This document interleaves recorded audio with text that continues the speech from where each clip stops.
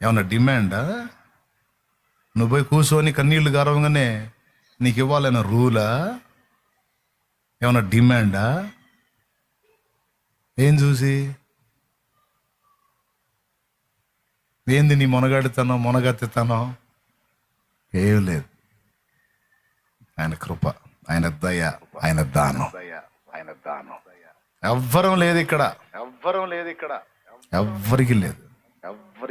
పౌలంతటి వాడే ప్రయాసపడింది నేను కాదు, నాకు తోడై ఉన్న దేవుని కృప అన్నాడు గనక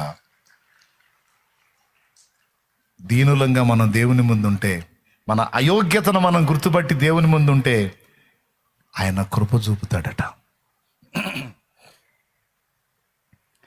ఓకే, కృప చూపుటలో శ్రీమంతుడా, తరతరములకు ఆరాధ్యుడా. కృప పనికిరాననుకున్నావు, ఆయన వదిలిపెట్టలా. ఆ కృప నిన్ను వెంటబడి వేంగా లేపా లే నడు అని ఈ రోజుకి నిన్ను ధైర్యం చేసి ముందుకు నడిపిస్తుంది ఆ కృప. నిన్ను బలపరిచింది ఆయన కృప, నిలబెట్టింది ఆయన కృప. అసలు ఈ రోజు ఇక్కడికి వచ్చి కూర్చున్నావు అంటే ఆయన కృప.